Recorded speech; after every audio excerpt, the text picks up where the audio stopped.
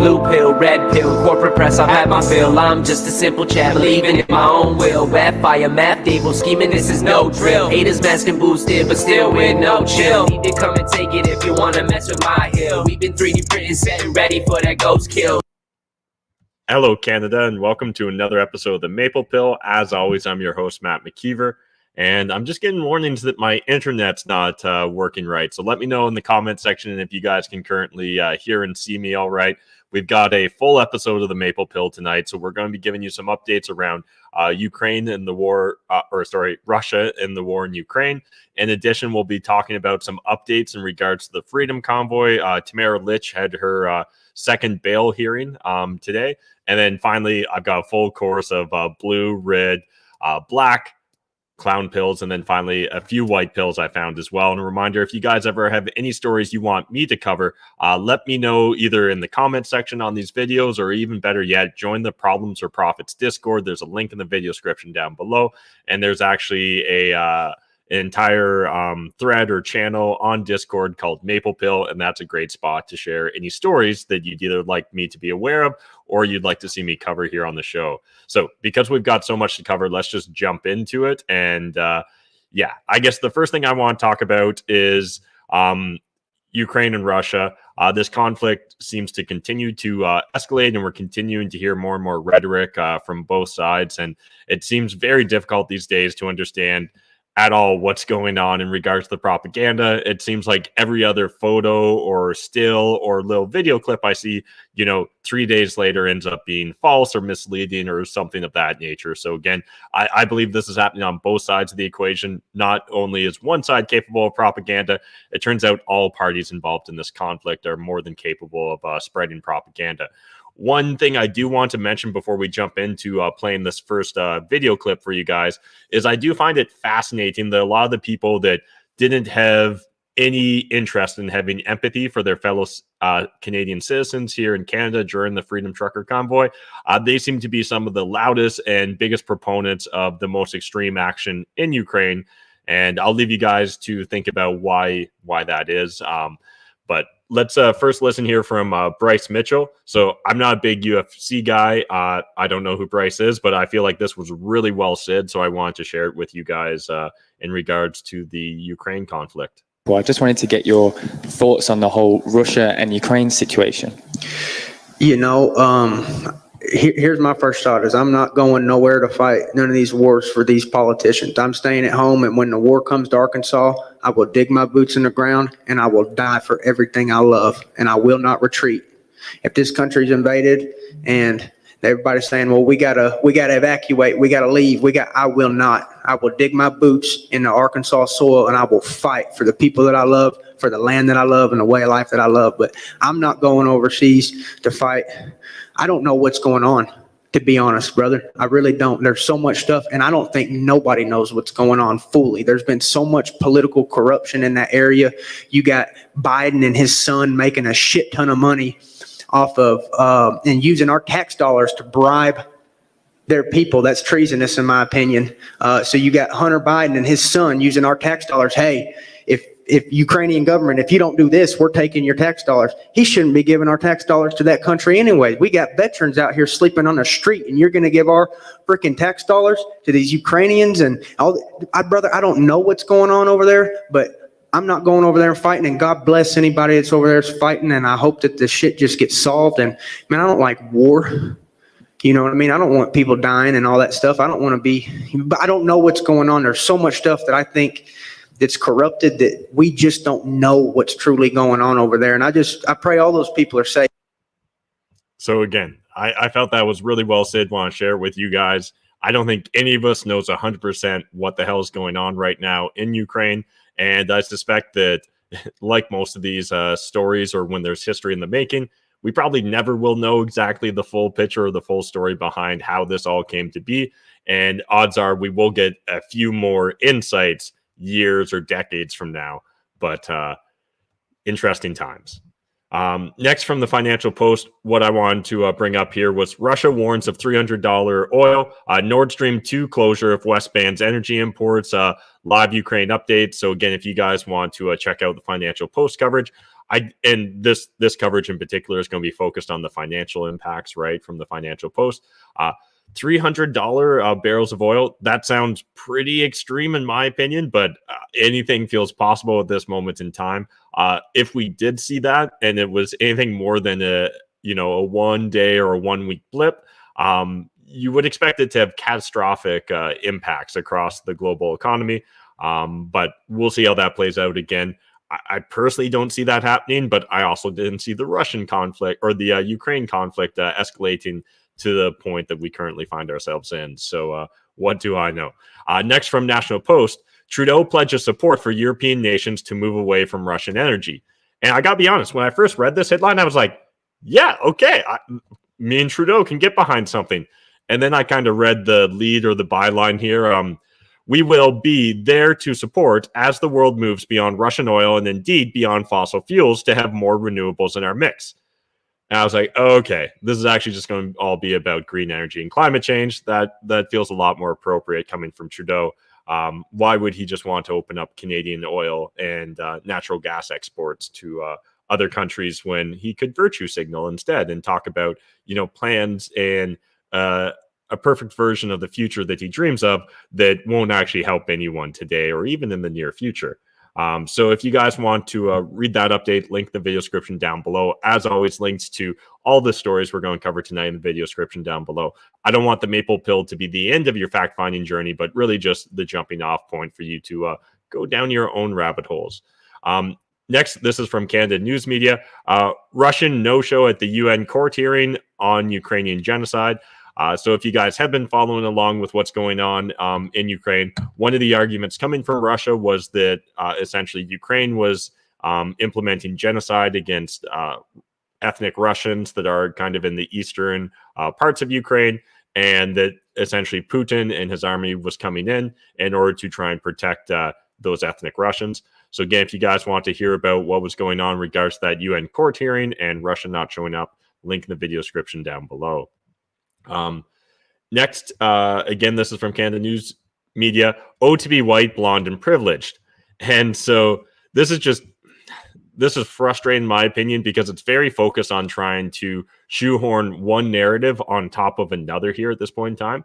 And so I'll read you guys the couple paragraphs here I've got highlighted. But the first thing I want to say right off the bat, I don't think that white people are choosing to support Ukraine because they're white. Again, maybe I'm wrong here. I personally think that the reason we're seeing the majority of people in Ukraine is because that's what every politician and mainstream media, news outlet is currently telling us to do. So again, personally, I think that they're misinterpreting white supremacy with the form of corporatism we've got in the West, where essentially corporations and their political actors work together in synchronicity in order to control the narrative and push whatever they want to see happen. But so from the article, is white supremacy at the heart of the US and EU foreign policy? Seems to me that the exhortant to stand with is no exception to this rule. The history of America, as well as most Western nations, including Canada, shows this phenomenon to be true. It is through one's actions that one is known, not by the words spoken. Quite biblical indeed. Africa has had horrible wars, genocides, and health crises that devastated their nations, keeping this land's populations in poverty and continual war-like situations. The West loved to divest Africa of its population, cheap labor, long ago, transporting slaves to every corner of this world. Presently, the West and China also prefer to gain control of Africa's natural resources and export their profits everywhere or elsewhere away from a place dearly in need of investment. Poor people are controllable, wealthy Africans are easily manipulated, and African politicians are often easily corrupted.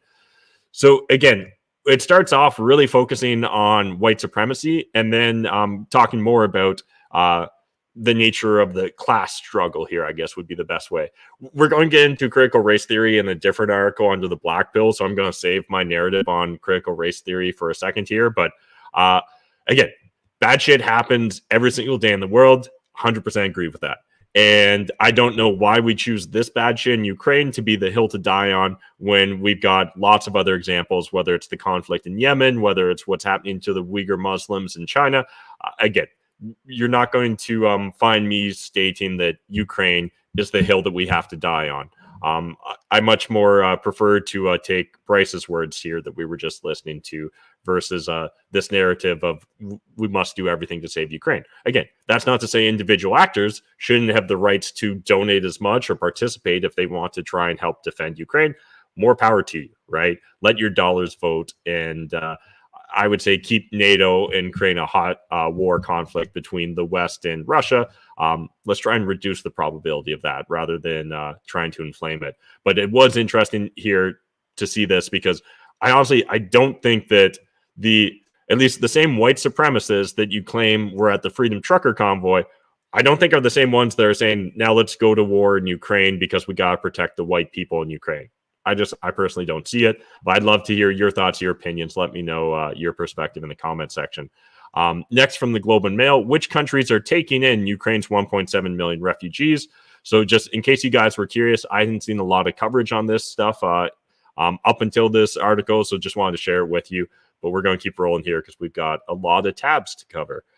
Next, I want to highlight this thread from Jeet Sidhu. And first of all, he's a great follow on Twitter if you guys aren't following him. But essentially, he just dives deep into trying to break down how the American elites are canceling John Mearsheimer for being descriptively correct. They need to destroy his reputation and credibility because it exposes how predictable and preventable this war was. So you guys might remember us covering what Mearsheimer said back in 2015. I think it was on Friday or Thursday's video where essentially we went through a really long Twitter thread that highlighted a bunch of different well-renowned and respected, at least up until people started pointing out that these guys were predicting what's actually going down in Ukraine years ago and sometimes decades ago.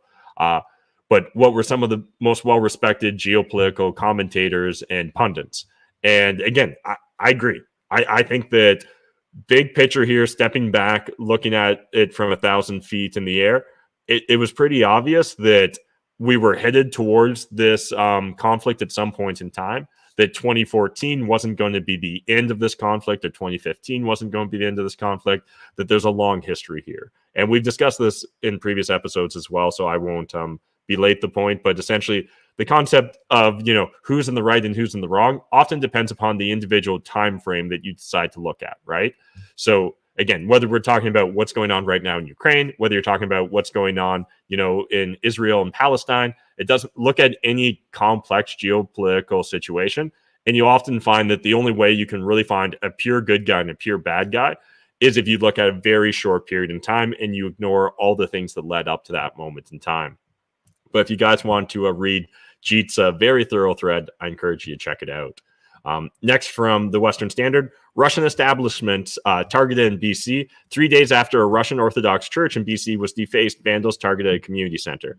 And this is something that really is concerning. I don't think that we should be demonizing Russian citizens. However, it really seems like the media is pushing for that, right? I'm seeing op-ed pieces now in North American newspapers talking about how Alexander Ovechkin should essentially be kicked out of the NHL unless he comes out and denounces Putin in the harshest of terms possible.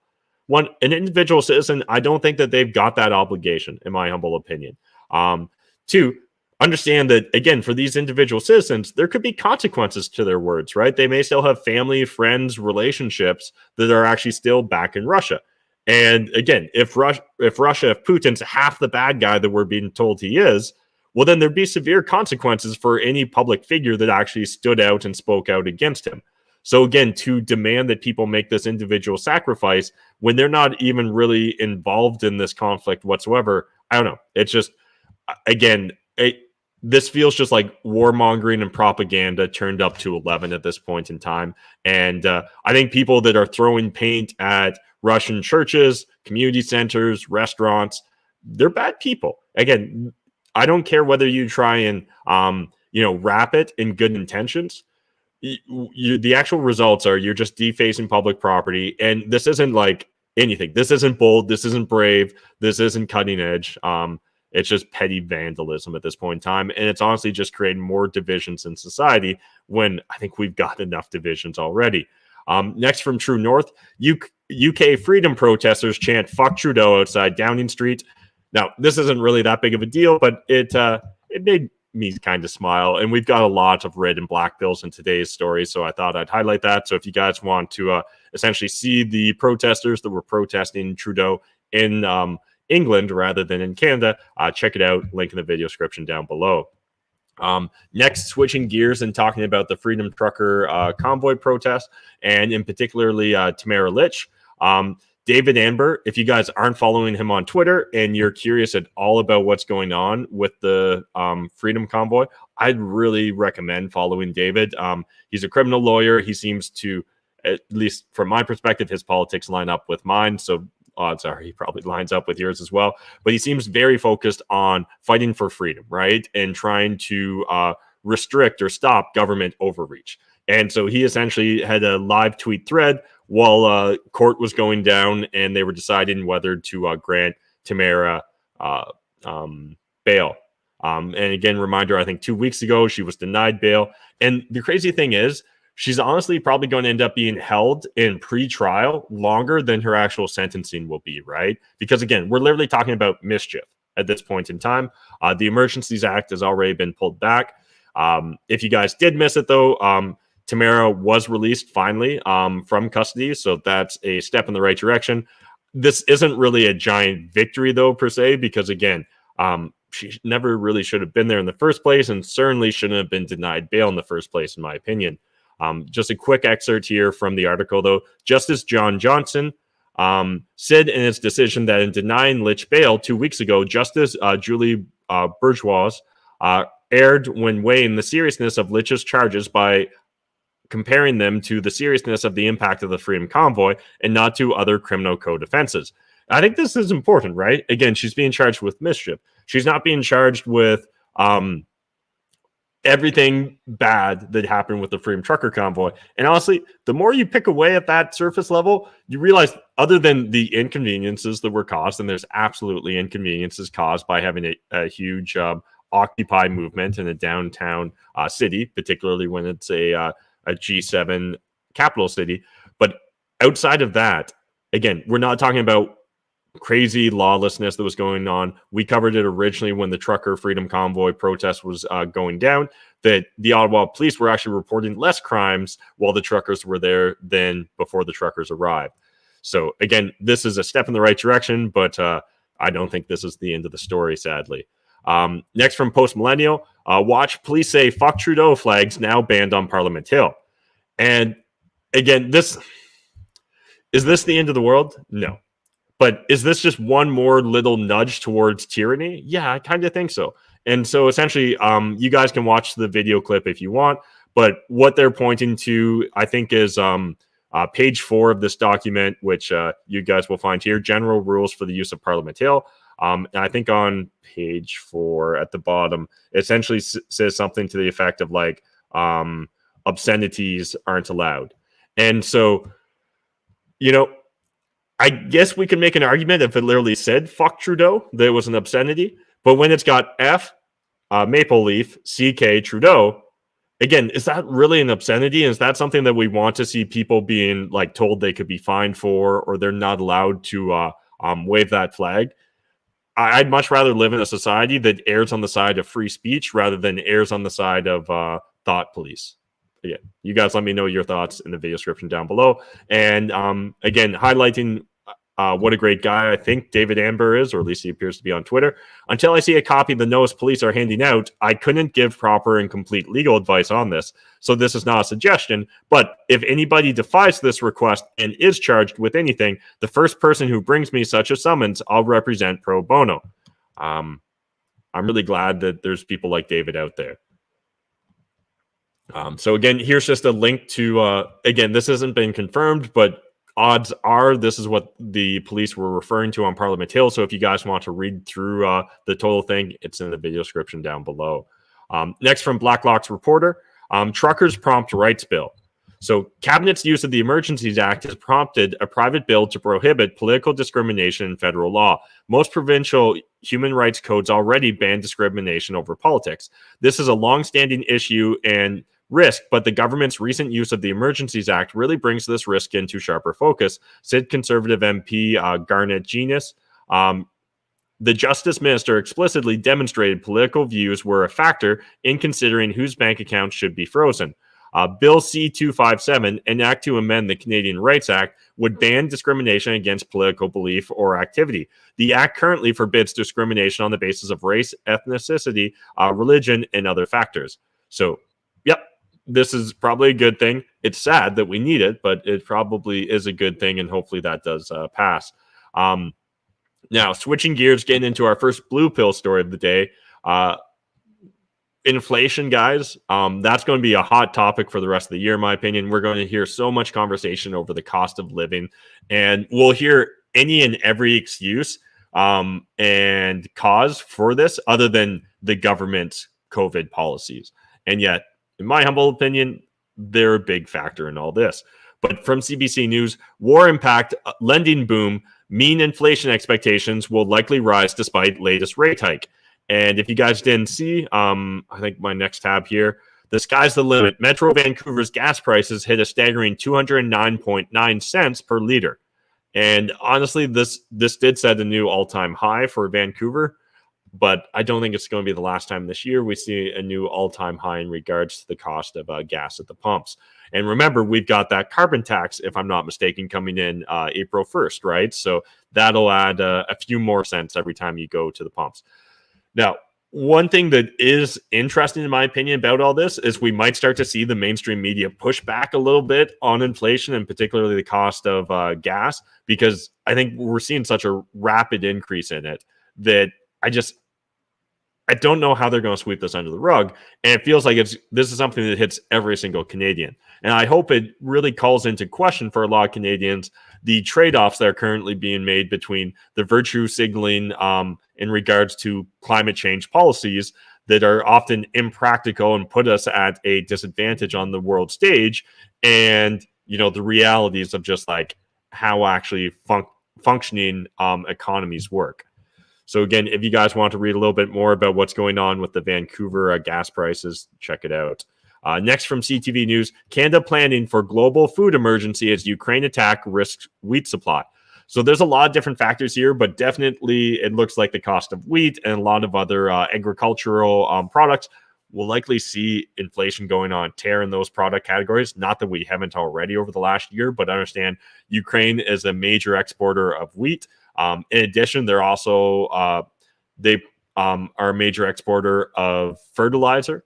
So again, both from just like a agricultural standpoint as well as agricultural inputs, there is going to be real consequences here. And then in addition to that, we're seeing that China is also struggling with their winter wheat harvest. So Toronto Star, Canada planning for global food emergencies as Ukraine attack risks wheat supply. So again, right now, everyone's acting as if all this stuff just happens in a vacuum, but it doesn't. Food crisis about to get worse after China says winter wheat condition could be worst in history. So again, it seems like we're entering a perfect storm here in regards to the cost of wheat. While maybe some of you guys are, on that anti-wheat diets or anti-grain diets, it actually is a huge food staple for the vast majority of the world. And again, I think that honestly, we'll look back on this and see that the greatest death tolls are probably not going to result from the actual hot conflict in Ukraine, but likely from the unintended consequences of the conflict and the policies around that conflict in regards to people dying in the third world because of food inflation. Next from the Toronto Sun, there's no need to fear populism coming to Canada. And this is something we're seeing a lot of right now in the mainstream media, is this constant discussing of how Trumpism has taken over the Conservative Party in Canada, about how populism and the far right is going to destroy our democracy. And yet, so far, when I kind of add up the tally, I'm like, okay, truckers protested in Capital City, and government implemented Emergencies Act, froze bank accounts for the first time ever, and demonized their political opponents, and are also holding the organizers up until today without bail, and because they were causing mischief. technically, I don't think populism is our biggest threat right now. But I just found this opening paragraph to be too good not to share. The only time the formal federal progressive conservatives leader and Quebec Liberal premier has really come up in conversation has been in the context of, oh my God, did you hear Charest was consulting for Huawei to help them deal with the Meng Zhanghu issue? Yes, he really did. So if you guys want to go down a little bit rabbit hole there about the... And what's interesting is just how Jean Charest is being framed as this savior for the Conservative Party by non-conservatives, right? By people that probably would never vote Conservative anyways. It's telling, I guess, is my humble opinion there. Next, getting into our first red pill story of the day. This is from National Newswatch. China calls Russia its chief strategic partner despite war.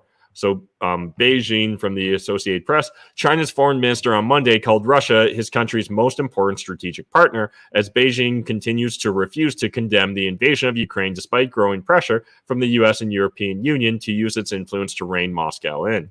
Now, again, I don't think it's really surprising for a lot of us that have been paying attention. There's been discussions that China knew in advance already what was going to go down in Ukraine and had asked Moscow to hold off until after the Olympics. So I'm not surprised by this, but it will be interesting to see whether we see the mainstream press and politicians latching on to this and starting to denounce Beijing. In my opinion, they're not going to go after China because there'd actually be too large of economic consequences if they actually started leaning too hard on China. But we'll see how that plays out with the days to come. Next from Zero Hedge, Nigel Farage launches new movement to reverse Britain's ruinous green agenda. And while this is obviously just a conspiracy theory that I'm going to share with you guys here, one interesting thread I've heard coming up again and again on social media is, if you were wargaming this entire situation, what would have been one of the smartest things Russia could have done over the last 30 years? And a strong argument is Russia could have essentially infiltrated the West and Europe in particular and essentially like greenwash them, right? Or brainwash them into thinking that green energy was the solution while also demonizing nuclear energy in order to make sure that Europe and Germany in particular became dependent upon Russian petroleum exports. And, maybe they helped promote or fund a certain Swedish girl that apparently gets to set global policies these days. But anyways, that's just a conspiracy theory. Farage introduced the new movement, Britain Means Business, via an article in the Mail on Sunday in which he claimed that there's growing disagreement about Bojo's green policies within his cabinet. Nigel Farage is launching a political movement to campaign for a referendum on Boris Johnson's controversial net zero policy to decarbonize the economy by 2050. The former Brexit party leader uses an article in today's Mail on Sunday to announce that Britain Means Business, modeled on his successful campaign for a Brexit referendum, will call for the abandonment of the flagship green policy, which experts claim could cost $1.3 trillion. Mr. Farage's intervention comes amid growing disquiet within the cabinet over the burden the plan will put on an economy already creaking under the strain of the $400 billion COVID crisis and a surge in energy costs exacerbated by the disruption to gas supplies caused by the Russian invasion of Ukraine. Will be interesting to see how this plays out. I know that right up until essentially Britain exited or implemented Brexit, a lot of people didn't think it was possible. Right now, I know that a lot of black-pilled individuals think that there's no turning back on the green policy and kind of the destruction to our economy that those are going to cause. But maybe if someone can do it, maybe it's Nigel here. So that'll be interesting to see how that plays out, in my opinion. Next from the Globe and Mail, in the Maritimes, tenants are getting hit with steep rent increases. And so this was actually a bigger conversation that I just wanted to have with you guys in regards to cost of living. I think that that's something we're going to see constantly over the next year in the mainstream corporate press, legacy, media's narrative. And in particular, I think that it will be used to help justify Bill S-233, right? The Universal Basic Income.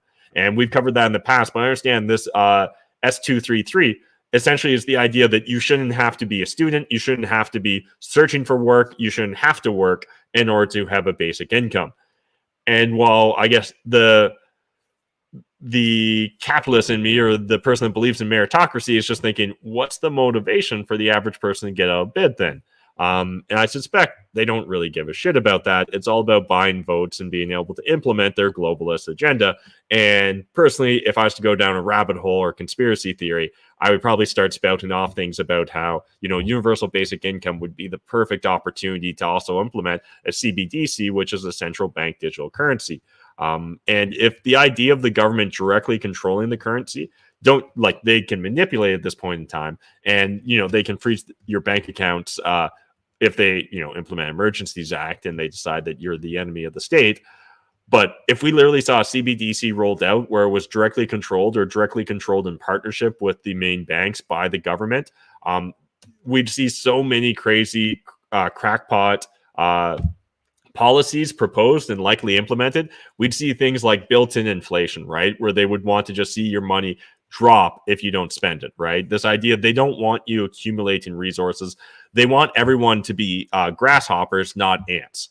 Because grasshoppers are much easier to control because they've got no reserve, right? They've got no fortress of solitude. They have no safety. So as long as you're living constantly paycheck to paycheck and just living, with the sword of Damocles or whatever hanging above your head, and at any moment in time, you could find yourself in financial ruin if it weren't for the state bailing you out.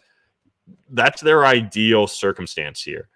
So again, I guess the reason I'm highlighting this under the red pills is I think we're going to see cost of living come up a lot in the near future, and I think it's going to be used as a justification to implement some terrible policies and proposed policies in Canada. Next from the Toronto Star, Ontario backs down on plan to deregulate traditional Chinese medicine. So this seemed strange to me. I haven't dug deep into it beyond this Toronto Star article. It wasn't really even on my radar, but it seems shocking that they were just like, yeah, we're not even going to regulate this sector of traditional Chinese medicine. And then eventually they had enough pushback that they're like, okay, we will regulate it, but we're going to implement Chinese language exams instead. So interesting, I guess is what I'm going to say about this story. I don't really have a grand conspiracy to tie into it or anything like that, but I think it is interesting that they were just going to not regulate it whatsoever. And then immediately they're like, oh, we could solve this by just implementing Chinese language tests. Why wouldn't have that been on the table in the first place? It's probably worth exploring. Toronto Sun, MPs across the country vote to maintain an unfair electoral system. This shouldn't be a left versus right thing between parties, but a question of right versus wrong. This is interesting. I think most of us that have paid any attention to Canadian politics for a while, we know that Quebec has a outsized impact on government decisions and government policies, particularly because they're often viewed as like more of a monolithic voting bloc, right? And because of that, Quebec is able to kind of throw its weight around a bit more, especially when you've got like Bloc Québécois. So last week, the Commons voted in favor of Bloc Québécois motion, which rejected the proposal that Quebec lose a single seat in the House when Elections Canada redistributes seats based on population. The motion also said that any proposal that would reduce Quebec's political weight in the House of Commons be rejected. It also called for the formula for distributing seats based on population be amended to protect Quebec. So this motion, which says some provinces are more equal than others, passed 261 in favor and 66 against. So again, very telling, right? Why does Quebec, I guess, I'm going to throw the question to you guys. Why does Quebec deserve to be coddled to this extent in the Canadian political system? I honestly can't see a justification for it. And yet, it doesn't surprise me at the same time. Next, this is from the Canada Free Press. I just thought this was kind of funny, so I want to share with you guys. Justin Trudeau's step-by-step plan for a totalitarian Canada. So PM Trudeau's playbook goes like this. Declare a crisis. Construct a narrative around the crisis. Push the narrative via establishment media. Use the narrative to consolidate power. Slander, censors, and persecute all those who oppose the narrative. Yep, that seems to be pretty much how the Prime Minister operates these days. And it's very simple, but it seems effective when you've got, when you essentially give billions of dollars to mainstream media for them to back your shit up. Next, I want to highlight this tweet from Golden Pup. If you're not following Golden Pup, he posts a lot of great stuff in regards to what's going on with COVID in Ontario.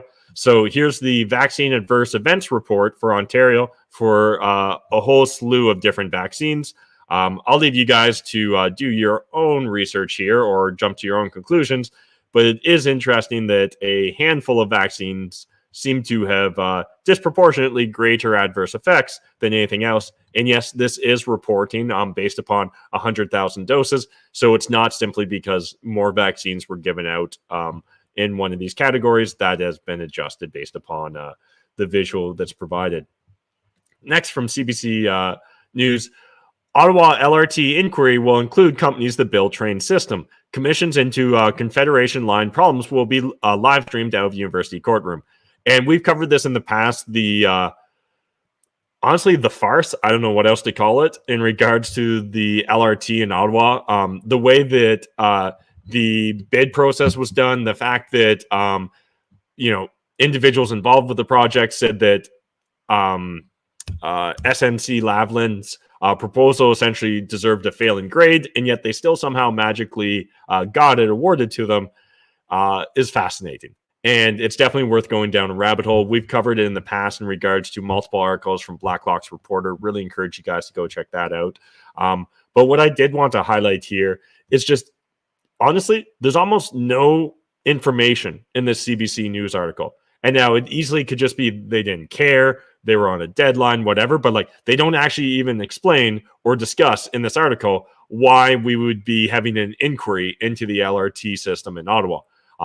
The only real reference to it that you're going to find is this link to another article that City launched LRT prematurely for political reasons, says RTG executive. So again, fascinating to me that they don't provide us a synopsis of what's going on. Although I am glad to hear that at least some people will have built trains in the past and built train systems will be involved in the inquiry rather than just, blindly selecting SNC Lavalin. Which, honestly, I wouldn't have been surprised either had they decided just to hire the company that failed to judge themselves. That would actually feel very, very government-like. Next, from the Toronto Sun, Taliban arrests Canadian aid worker amid widening crackdown on activists and foreigners. Honestly, I'm surprised we haven't heard more coverage of this in regards to what's going on in Afghanistan and the Taliban. And again, it's just fascinating to see everyone want to just move on. Let's just get into a new quagmire in Ukraine and see how much we can fuck up that country and those people in the hopes that we'll somehow save them, even though, we left Iraq in shambles. Well, I guess technically we haven't. The West hasn't fully left Iraq, but Iraq and Syria is pretty much in shambles. Afghanistan's in shambles. Honestly, it seems like whenever we go to help a country, it doesn't really work out too well for that country. Maybe countries should really be asking themselves if they want our help. Because I'm not sure it's worth it. Next, from the Mises Institute, yes, the U.S. has its own sphere of influence, and it's huge.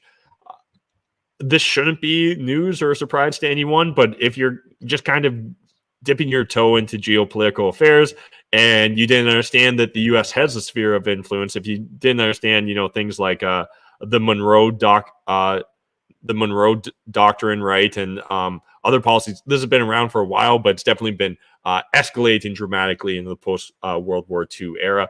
This is a great introduction into it from the Mises Institute. Next, from Blacklock's reporter, and this is going to take us into our first black pill of the day. Did you meet lobbyists? No.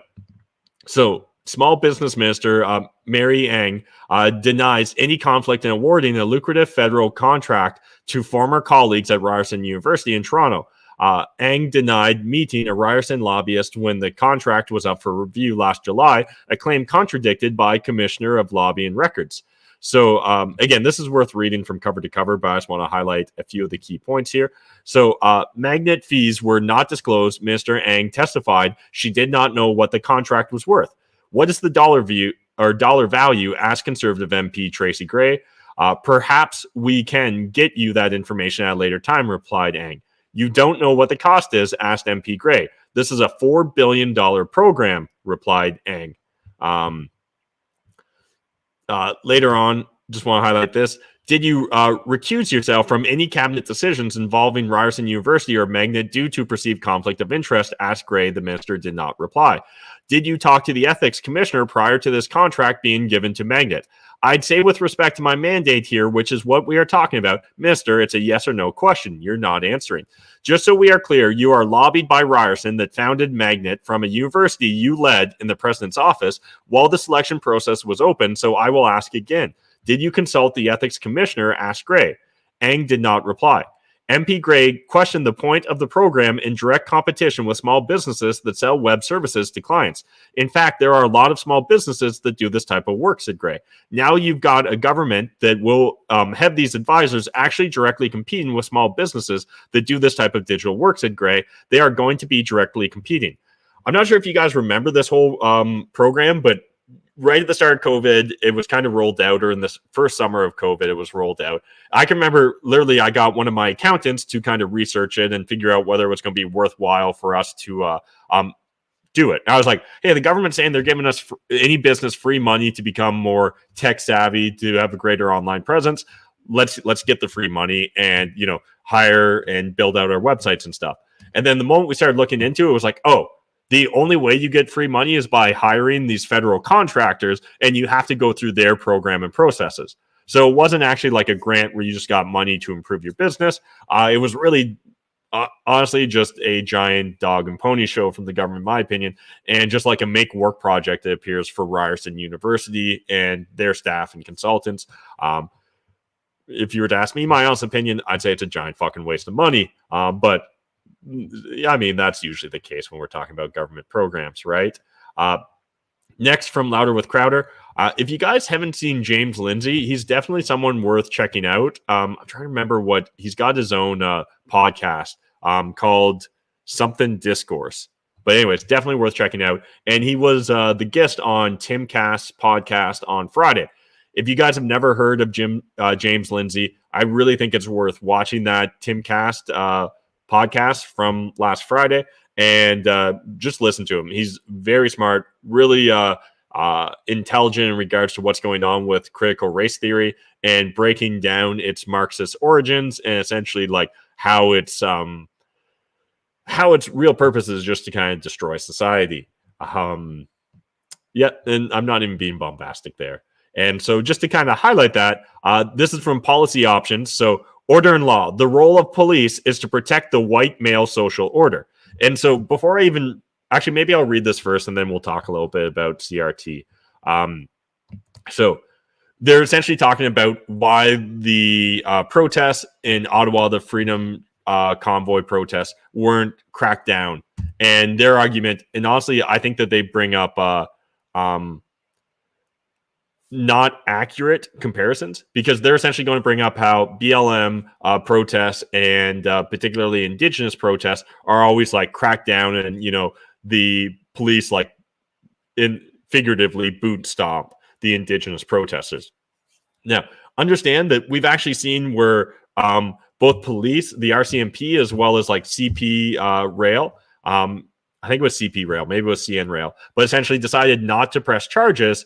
And there's actually been occupations, some of these lasting months, in regards to rail lines as well as pipelines.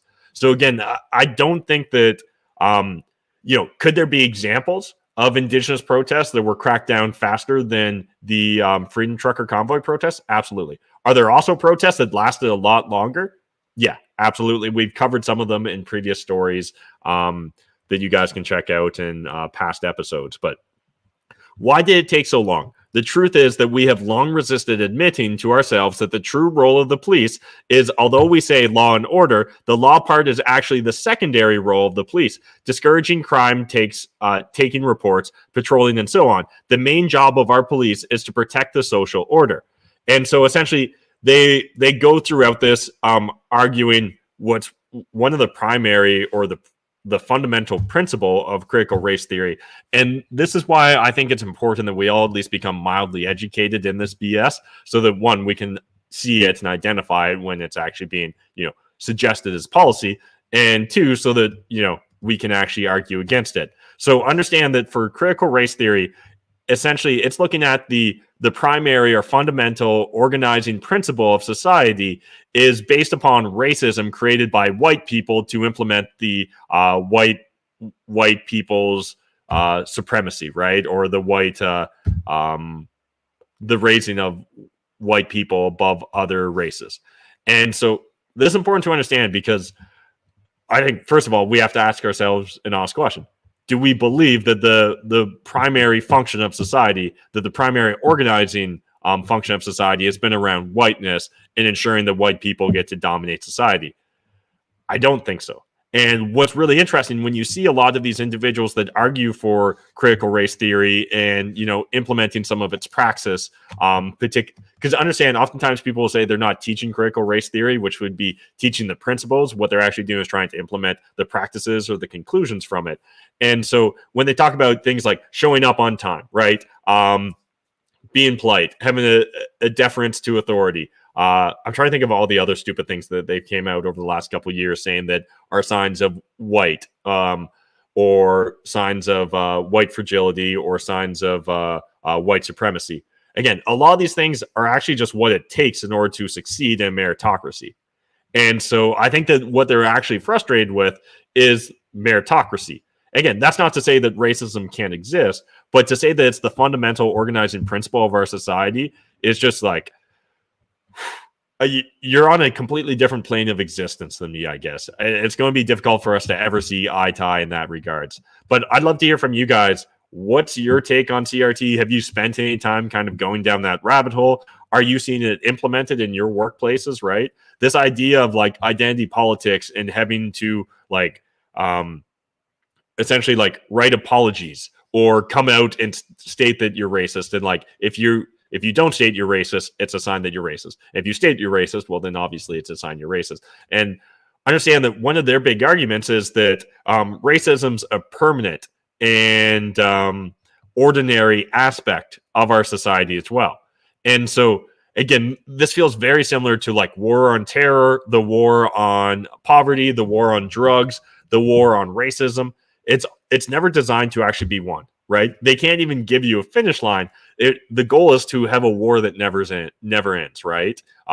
And the most extreme practitioners of this, the most extreme believers in this orthodoxy, their actual goal is to actually completely destroy and implode society because they believe it's the fundamental principle of our existing society. So there's no way you could mold society into a better version. You actually just need to completely tear it down brick by brick, stone by stone. So again, if you guys want to read this policy options article, I encourage you to do so, if for no other reason, to understand how these people choose to interpret society. It's wild, in my opinion. From Rebel News, Ottawa Mayor's Office fed GoFundMe unsubstantiated horror stories to get Convoy canceled. And this is important, right? We're seeing so much demonization of the Freedom Trucker Convoy here in Canada. And we already had, federal politicians calling them every name in the book. And now we're starting to understand that the Ottawa Mayor's Office actually just like took any rumors they heard and told GoFundMe about it in order to justify the canceling of it. And GoFundMe, it appears, they assumed that why would the city lie to us? So GoFundMe's lawyer directly attributed the communications from the mayor's office as the reason the Convoy fundraiser was pulled, assuming the reports from the city and Ottawa police were credible. And so here's a direct quote. So according to a story published by independent news site Blacklock's reporter, before Mayor Watson met with GoFundMe on February 3rd, fights had already broken out, residents were being harassed, and masks were being ripped off citizens, said Patrick Champagne, press secretary to the mayor. However, police records show of 2 men charged with the most serious offenses, carrying a concealed weapon and uttering threats. Neither were Convoy members. Police at the time instead charged 8 truck drivers with offenses like horn honking, transporting fuel cans, ignoring traffic signals, and other traffic-related offenses. And so this is important to understand because, again, the government feels so confident that they can just push out whatever narrative they want. The mainstream media will parrot it, and the corporations will just have to bow down to whatever their demands are. And so far, that's kind of played out to be true.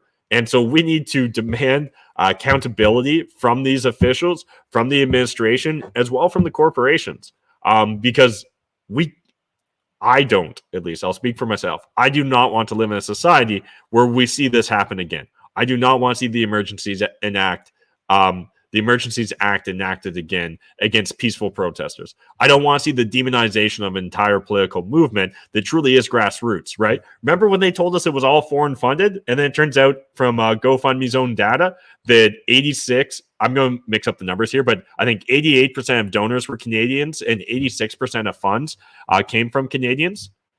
Doesn't sound like it was actually that. But like, is there going to be any consequences to the politicians that stood up in Parliament and told us that and used those as justifications, right? Remember how they told us it was Russian provocateurs that were driving this entire movement, that was Trumpism from the United States? There's no way it could actually just be fed up Canadians that are pissed off at the mandates, the masks, and all the bullshit from their own government. Of course, it could never be that. It has to be something else.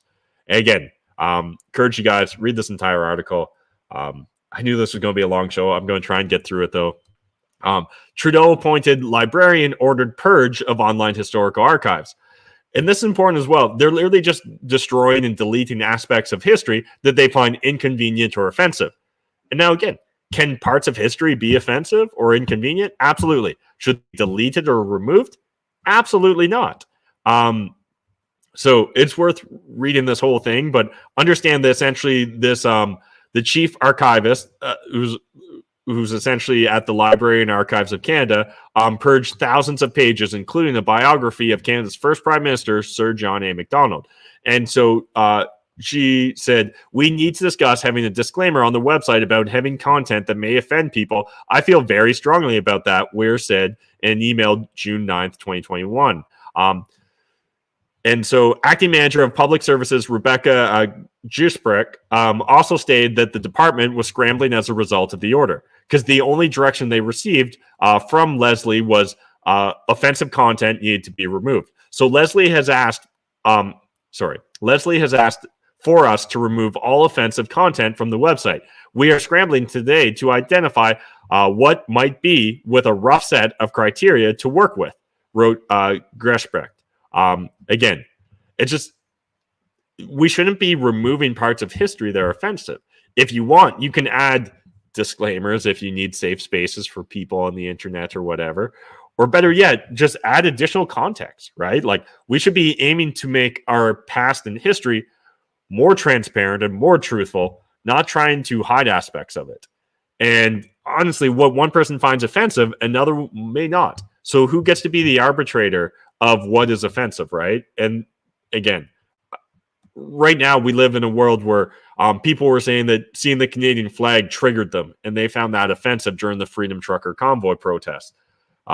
We don't want to live in that society. Next, from the Mises Institute, urban supremacy and dismantling of rural communities. And this is something I don't think actually gets nearly enough attention these days. But there truly is, whether it's through a series of unintended consequences from policy decisions or whether it's purposeful and intentional. There definitely appears to be a movement to try and get people to urbanize, to detach from their neighbors, and essentially live that, that matrix pod life. Probably the worst of the multitude of villainous COVID restrictions came at the expense of churches. The forced closure of their doors, coupled with this tragedy, was the fact that while churches were empty, liquor stores remained open for businesses. And while this wasn't true everywhere, in many areas, bars were allowed to open for inside business before churches had been given the green light for pews to be filled.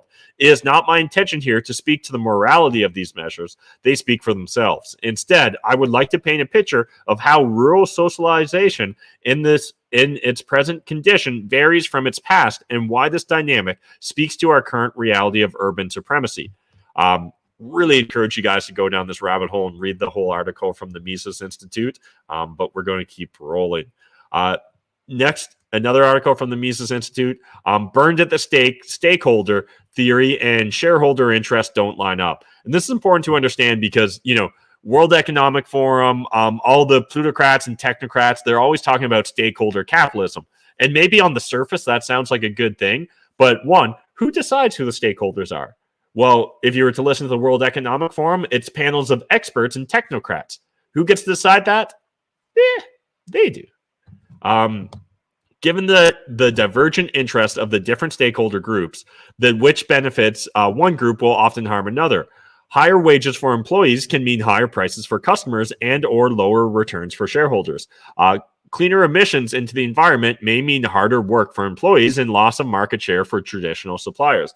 What weight is to be given to these conflicting interests? Stakeholder theory does not indicate which of these benefits is to be preferred or how conflicting interests are to be balanced. Are stakeholder interests all strictly equal? Are some more important than others? If so, which are they? And when and by how much and why? Stakeholder theory gives no clue as to how to rank or reconcile the normally conflicting interests of stakeholders. And this is important because, again, it sounds great, right? Like, we should all have a stake in society, so we're all stakeholders. But they actually don't mean us, right? They mean that technocrats and experts should decide whose stakes are important. They become the stakeholders, and then essentially through things like ESG scores, that's what they're going to use in order to grade and choose who wins and loses in society and in business, rather than allowing it to be like a meritocracy, right? Rather than allowing the consumers to decide who they'd like to give their business to. And again, I already kind of went down the CBDC rabbit hole in regards to central bank digital currencies, but understand that they're already talking about if you were to receive CBDCs, like that sort of currency, they could actually restrict what sort of goods or services that could be used to purchase, right? Think about right now, if we had a CBDC here in Canada, immediately you would see anything related to Trucker Freedom Convoy, you wouldn't be allowed to donate or buy. Anything related to Russia, you wouldn't be able to donate or buy to. And they'd probably give you some sort of bonus score if you actually decided to donate to Ukraine, because that fits their stakeholders, not the greater stakeholders of what it means to actually be a Canadian citizen. So again, really encourage you guys to read that full article in the video description down below. Next from Timcast, UN says Iran closer than ever to nuclear weapon. This could be true. This is probably true. At the same time, I can't feel like they're just like, hey, in case this Ukraine thing fizzles out, let's make sure we've got Iran on the back burner so that we can, get Hillary her war with Iran. Next from Louder with Crowder, Jordan Peterson informs college where to stick their journalism under siege event about the Freedom Convoy. And so this was coming from Carleton University School of Journalism will host a panel discussion with members of Canada's legacy media on Tuesday to discuss their role in covering what the school calls the siege of Ottawa. Now, obviously, that term legacy media is from True North, which wouldn't ascribe itself to be in legacy media. But it is relatively telling when you look at the lineup here. We've got CBC, we've got CTV, we've got Toronto Star, and another CBC. Interesting. Definitely not bringing in Rebel News, not bringing in any other sort of counterpoint. So this isn't so much like, a panel that's actually going to be openly exploring all this. It's literally just they're going to be painting their narrative, and I'm sure they're going to be talking about how it's the most dangerous time in the history of Canadian journalists because of Trumpism and, foreign extremists from Russia instigating this, right? Remember, CBC was pushing so hard on the Russian funding of the Freedom Trucker Convoy? No, you don't remember? They were pushing pretty hard. Then switching over to a clown pill, because I feel like we did enough black pills already.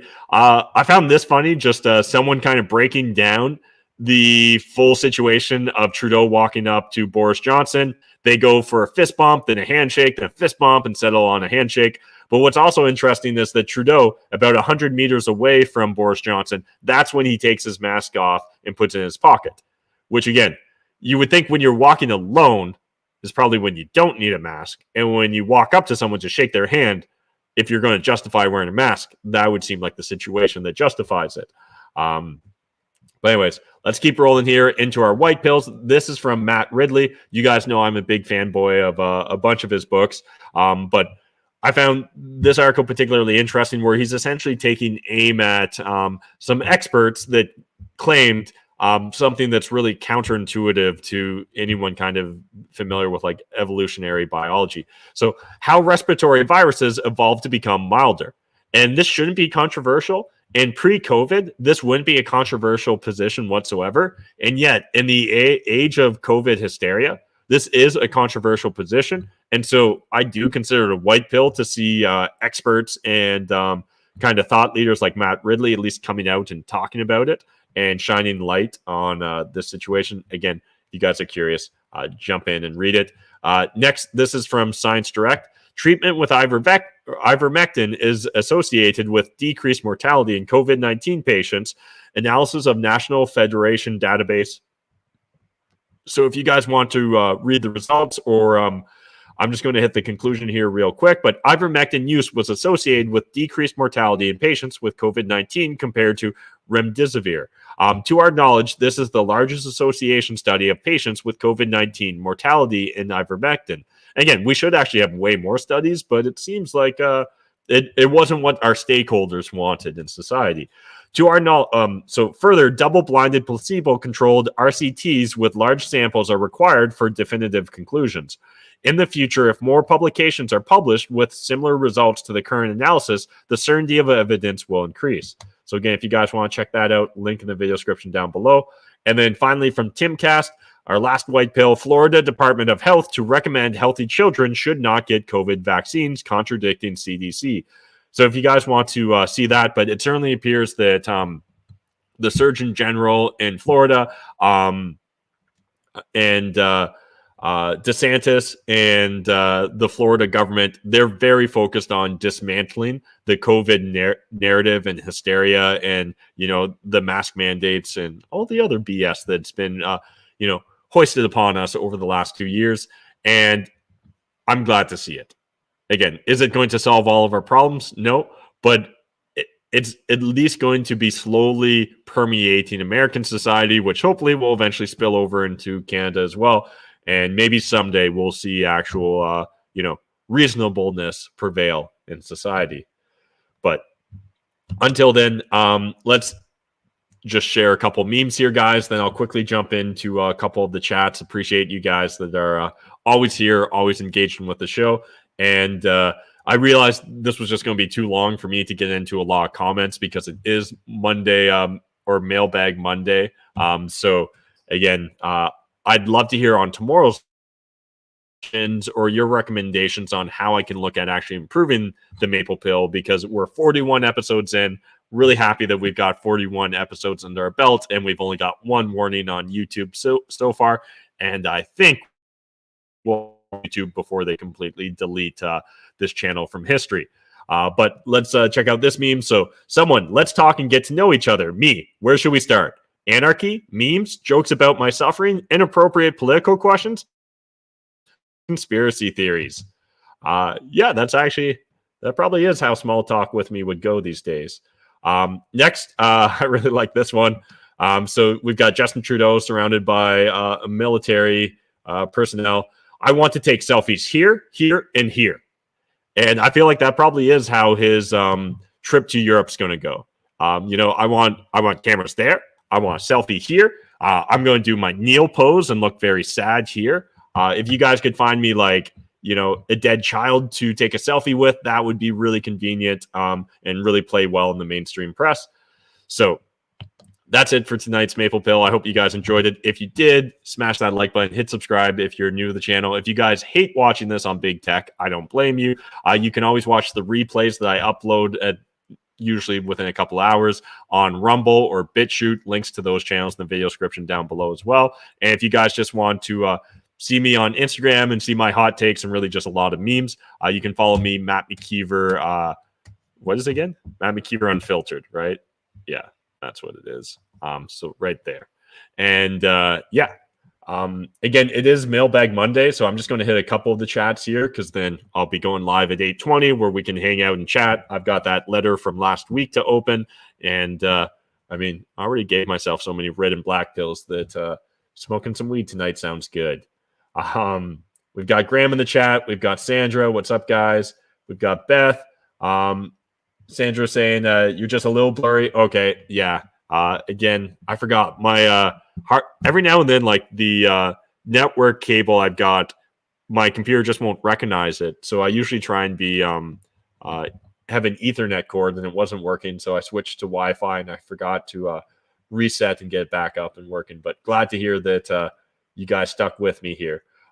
What is Discord? I'm new to following you in mid-50s, so I have a lot to catch up on and learn. I love you and daily discussions and look forward to your lives. Appreciate that, Sandra. So Discord essentially is just a different corner of the internet that in a perfect world will take a little bit longer for the censors to come and shut down. So it's kind of like our little corner of the internet. Right now it's a public Discord, but if it ever gets too unwieldy, we'll make it into a private Discord. But essentially it's just think of it as like a web forum where essentially it's just a bunch of members that follow this show, and they come from all different kind of political stripes and opinions and conspiracy theories, share their thoughts and opinions. We try and keep it respectful. So again, you're welcome to share any kind of thoughts and opinions. We really are just looking for information and trying to get the bottom of things.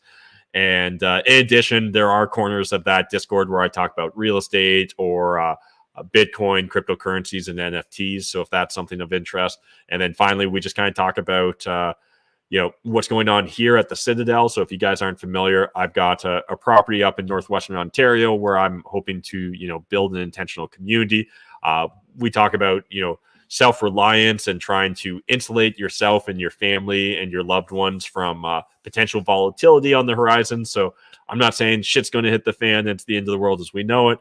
But it certainly seems like, we could experience more volatility than probably a lot of us in the West have experienced up until this point in time. And so I think it is important people start paying attention to, what's going on with inflation. Is there ways you can, reduce your food costs while still being able to eat healthy? Because I think it's more important than ever before that we all focus on what do I individually have control of, right? So you actually have a lot of control over your financial life. You actually do have a lot of control over your health as well. But oftentimes, if we were to look at mainstream media, they'll never present that, right? So it's the Discord, at least corners of it are really just filled with individuals that are focused on bettering their lives and putting their family in a better position for tomorrow. And then there's also, random channels that are just like sharing memes, and just you can share your favorite memes and stuff like that, or continue the conversation around some of the episodes here. We've got the Hungarian experiment. We've got Tony. What's up, guys? We got Terry. The fog of war is very thick right now. Really hard to find some truth in it all. Hope you had a good weekend, Matt. Appreciate it. Yeah, I had a good weekend. If you guys do follow me on Instagram, you probably saw I live stream just having a fire out in the middle of the woods here. And I had to dig out 3 feet of snow in order to have my fire, but it was very peaceful and definitely needed to spend some time in nature. So glad to have had that opportunity. We've got good news, Bear. There are reports that Putin bombed up to 11 big pharma bioweapons the Ukraine with uranium for their nuclear power plants. Are they involved nuclear weapons? Interesting questions. Appreciate you sharing it. Good news, Bear. We discussed, I think, way back when the Ukraine conflict first started. I shared that map, right, where people were highlighting what was believed to be U.S. military installations with biolabs, and some conspiracy theorists were saying they thought that this was part and parcel of why in Ukraine. And again, certainly no one from the West perspective or NATO perspective is going to confirm that. But it is interesting, right? And again, for me, I like aggregating as much information as possible and then trying to suss out what's most likely, right? I think it's very hard to talk in absolutes at this moment in time. But it also doesn't mean we should just stick our head in the sand like an ostrich. Elizabeth, they'll probably try to cancel Lex Friedman too. Yeah, I hope they don't. I really like Lex and his channel. Definitely he's worth watching on the regular. If you guys haven't checked out Lex Friedman, trying to think of some of my favorite episodes of Lex Friedman include Michael Malice. If you guys want a good jumping off point and you're a bit of an anarchist or libertarian at heart, those would be some great ones to start with. Dragonfly says, freedom, Tamara is free. Absolutely, it is great. She's free. It's sad that it took this long for her to become free, but it is a step in the right direction. And we absolutely need the freedom of speech, the freedom of sharing our thoughts and opinions, right? And one of the I didn't even bring it up here, but when we had Trudeau, right, one of the first things he said when he got into Europe was about how Europe and the West need to fight disinformation and misinformation. And again, I think the best way you fight that is not by censoring people, but is by actually being more transparent, more authentic, right? Sharing more with the general public rather than just demonizing anyone that disagrees with you. So there just seems to be something that's particularly ironic about Justin Trudeau flying to Europe to talk about, having to get rid of disinformation and how we're seeing Western government slip into authoritarianism when arguably he's one of the most authoritarian individuals right now, enacting the Emergencies Act for no good reason. All right, well, there's way too many chats for me to catch up on, but I really do appreciate you guys sharing your thoughts and opinions in the chat. Oftentimes when I don't get a full opportunity to go back and read them all live, I do go back and watch my own replay and just to see what you guys had to say. So really do appreciate you guys sharing all your thoughts and opinions. And a reminder, tonight is a Monday, so we will be doing the mailbag show. So I haven't had a chance to really update this video too much, but I'm still going to play it because I love it and appreciate Dan the Lost Boy who made this custom song for the show. Welcome to the Mailbag Monday show with your host, Matt McKeever. Let's open some mails, leave some smoke trails. Mailbag Monday. Send Matt a pack and it's gonna be a fun day. Mailbag Monday. Send Matt a pack, live stream every Monday. Mailbag Monday. Send Matt a pack and it's gonna be a fun day. Mailbag Monday. Send Matt a pack, live stream every Monday. Welcome to the live stream. This is Dan the Lost Boy with Project LB52 and Space Monkey Fight Club. Get your avatar and custom song today.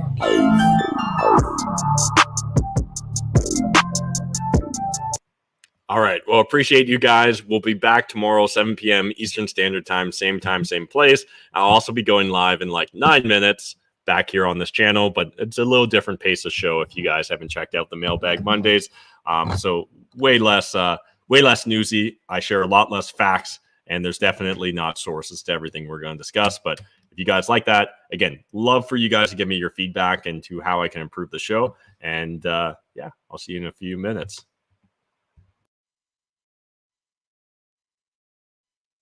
Asking blue pill, red pill, corporate press, I've had my fill. I'm just a simple chat, believing in my own will. Red fire, math table, scheming, this is no drill. Haters masking boosted, but still with no chill. Need to come and take it if you wanna mess with my hill.